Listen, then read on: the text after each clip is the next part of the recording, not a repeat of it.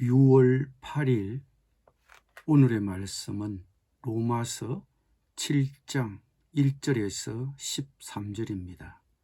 형제들아, 내가 법 아는 자들에게 말하노니 너희는 그 법이 사람이 살 동안만 그를 주관하는 줄 알지 못하느냐. 남편 있는 여인이 그 남편 생전에는 법으로 그에게 매인바 되나 만일 그 남편이 죽으면 남편의 법에서 벗어나느니라. 그러므로 만일 그 남편 생전에 다른 남자에게 가면 엄려라. 그러나 만일 남편이 죽으면 그 법에서 자유롭게 되나니 다른 남자에게 갈지라도 음녀가 되지 아니하느니라.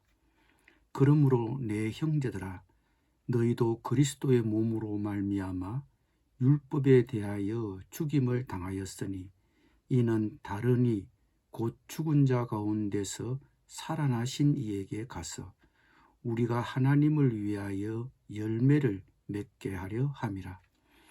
우리가 육신에 있을 때에는 율법으로 말미암는 죄의 정욕이 우리 지체 중에 역사하여 우리로 사망을 위하여 열매를 맺게 하였더니 이제는 우리가 얼매였던 것에 대하여 죽었으므로 율법에서 벗어났으니 이러므로 우리가 영의 새로운 것으로 섬길 것이요 율법 조문의 묵은 것으로 아니할지니라.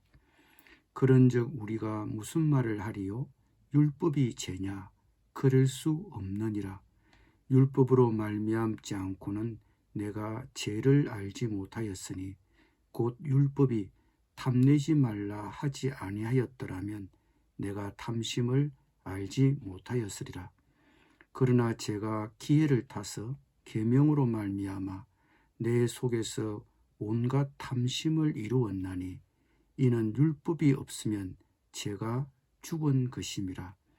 전에 율법을 깨닫지 못했을 때에는 내가 살았더니 계명이 이름에 죄는 살아나고 나는 죽었도다.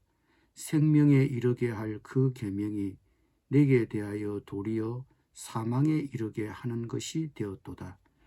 제가 기회를 타서 계명으로 말미암아 나를 속이고 그것으로 나를 죽였는지라. 이로 보건대 율법은 거룩하고 계명도 거룩하고 의로우며 선하도다. 그런즉 선한 것이 내게 사망이 되었느냐? 그럴 수 없느니라. 오직 제가 죄로 드러나기 위하여 선한 그것으로 말미암아 나를 죽게 만들었으니 이는 계명으로 말미암아 죄로 심히 죄되게 하려 함이라. 아멘.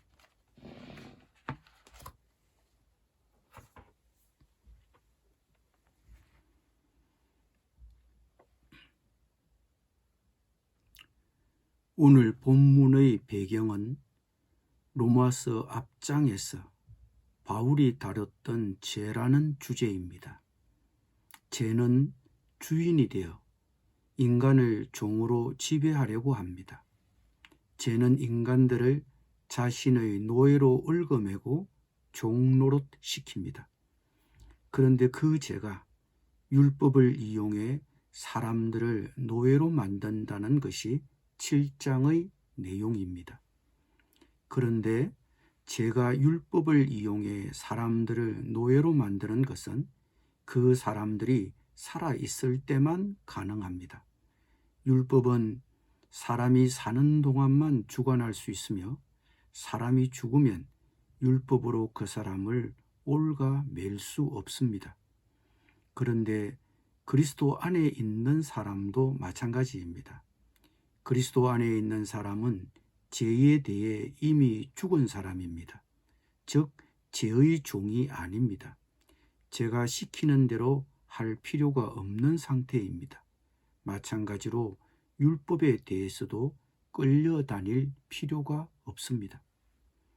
바울은 이것을 결혼 제도를 통해 설명하고 있습니다. 남편이 살아있을 때 아내는 법적으로 그 남편에게 매여 있습니다. 그러나 남편이 죽어 가부가 되면 한쪽이 없으니 법적으로 더 이상 결혼 관계가 성립되지 않습니다. 마찬가지로 우리가 전에는 죄와 법적인 관계에 있었습니다. 도저히 죄로부터 빠져나올 수 없었습니다. 그러나 예수 그리스도께서 죄값을 치르시고 우리를 구해주심으로 우리는 그 관계에서 벗어날 수 있었습니다. 그러므로 우리가 죄에 대하여 죽은 자라는 의미는 더 이상 죄와 아무런 관계도 없다는 뜻입니다. 더 이상 죄에 얽매여 있지도 않고 죄가 우리를 얽어매지도 못합니다. 그러면 율법과의 관계는 어떠한가? 율법은 그 자체가 악은 아니지만 죄에 이용당했습니다. 바울은 5절 6절에서 이렇게 말합니다. 우리가 육신에 있을 때에는 율법으로 말미암는 죄의 정욕이 우리 지체 중에 역사하여 우리로 사망을 위하여 열매를 맺게 하였더니 이제는 우리가 얽매였던 것에 대하여 죽었으므로 율법에서 벗어났으니 이러므로 우리가 영의 새로운 것으로 섬길 것이요 율법 조문의 묵은 것으로 아니할지니라.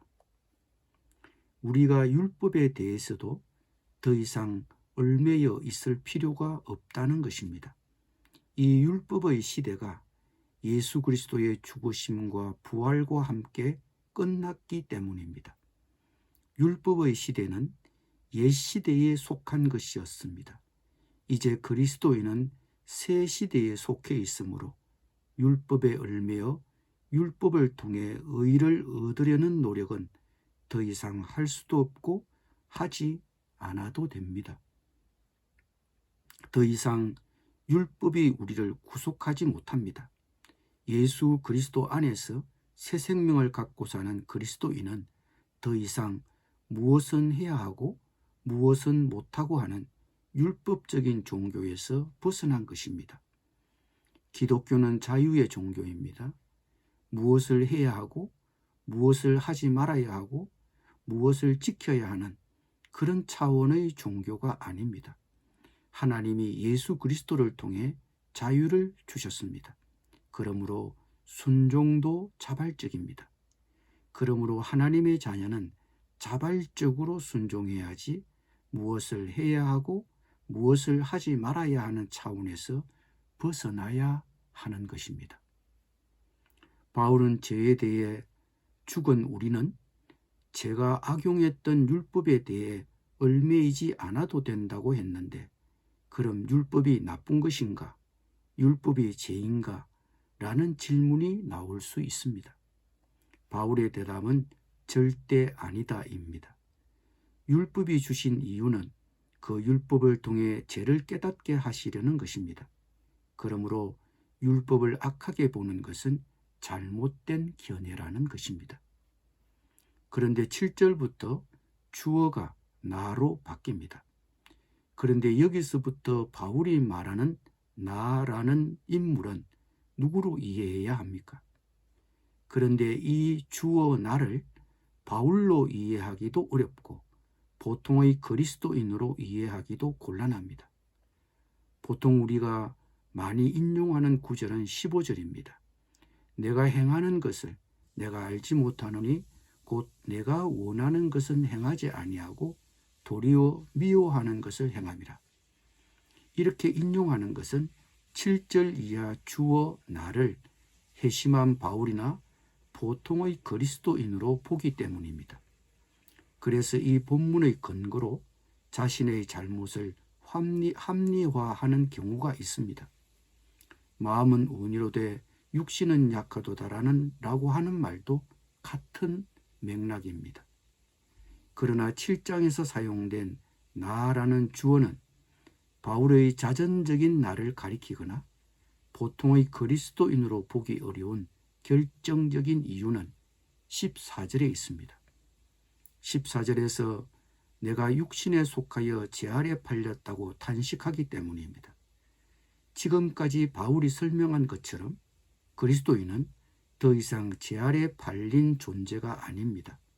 더 이상 죄의 노예가 아닙니다. 그래서 이 주어 나를 바울로 보기 어렵고 보통의 그리스도인으로 보기도 어렵습니다. 그러므로 많은 학자들은 이 나를 수사학적 나라고 말합니다. 바울은 이 나를 통해 믿음을 가진 사람의 관점에서 나를 객관화시켜 의롭다함을 받기 전의 상태를 분석하는 것입니다. 따라서 이 나는 바울 자신이 아니라 수사학적으로 객관적인 나로 봐야 합니다. 즉, 이 주어 나는 아담이 대표하는 인류로 볼 수 있습니다. 그 인류가 경험하는 고민을 그리스도 안에 있는 내가 그리스도라는 렌즈를 통해 분석하는 것입니다. 이 전제를 기반으로 바울은 죄의 능력이 어떠한지를 설명합니다. 7절입니다. 그런즉 우리가 무슨 말을 하리요? 율법이 죄냐? 그럴 수 없느니라. 율법으로 말미암지 않고는 내가 죄를 알지 못하였으니 곧 율법이 탐내지 말라 하지 아니하였더라면 내가 탐심을 알지 못하였으리라. 죄가 바깥뿐만 아니라 우리 내면까지도 장악하고 있다는 사실을 보여줍니다. 바울은 7절 이하에서 그리스도를 알지 못하는 사람들의 곤란한 상태를 보여주며 율법을 통해서는 도저히 그 상태에서 빠져나올 수 없다는 점을 보여주고 있습니다. 율법을 가지고는 의의 문제뿐만 아니라 실제 생활의 문제까지도 해결하지 못합니다. 물론 바울은 그것이 율법 자체의 문제가 아니라 죄가 문제임을 설명합니다. 결론적으로 율법은 절대로 죄를 넘어서서 생명을 줄 수 없습니다. 죄의 능력이 너무 크고 안팎을 장악하고 있기 때문에 무엇을 지켜서 무엇을 해서 구원을 이루려 한다거나 자신의 의를 이루는 것은 불가능합니다. 그것은 방법 자체가 틀린 것입니다. 죄가 이미 율법을 이용해 사람들을 얽어매고 있기 때문입니다. 그래서 율법을 하나하나 지키려고 노력하는 것이 기쁘고 평안이 있고 쉼이 있는 것이 아니라 무거운 짐이 되고 멍해가 되어버렸습니다. 그런데 그리스도인으로서 여전히 이렇게 접근하는 경우가 있습니다. 자꾸 율법적인 것을 따지게 됩니다. 그리스도의 십자가 사건을 망각한 채 우리의 신앙을 율법적인 차원으로 끌어내리려고 하는 것은 잘못입니다. 우리가 믿는 신앙은 그런 차원을 뛰어넘은 것입니다. 완전히 새로운 차원입니다. 그래서 예수님은 이런 멍에를 쥐고 있는 사람들에게 계속해서 말씀하십니다. 수고하고 무거운 짐진 자들아 다 내게로 오라. 내가 너희를 쉬게 하리라. 나는 마음이 온유하고 겸손하니 나의 멍에를 메고 내게 배우라. 그리하면 너희 마음이 쉼을 얻으리니 이는 내 멍에는 쉽고 내 짐은 가벼움이라 하시니라. 이는 내 멍에는 쉽고 내 짐은 가벼움이라 하시니라. 예수님은 온유하십니다. 나는 절대로 너희를 정죄하지 않겠다. 심판하지 않겠다. 그 율법 좀 못 지켜도 된다. 일단 내게로 오라. 그러면 평안과 안식을 주시겠다고 말씀하고 있습니다. 이것이 예수님이 오셔서 우리에게 주신 새로운 차원의 신앙입니다. 우리가 무엇을 지키고 무엇을 하고 무엇을 하지 않아서 하나님과의 관계를 올바로 세우려고 할 것이 아니라 예수님과의 관계를 통해서 예수님께 일단 와서 하나님과의 올바른 관계를 세워야 하는 것입니다. 기도드립니다. 우리에게 쉼과 안식을 주신 예수님, 우리가 율법적인 차원의 종교를 믿지 않음을 인식하게 하셔서 율법적인 차원에서 신앙생활을 하지 않도록 도와주옵소서.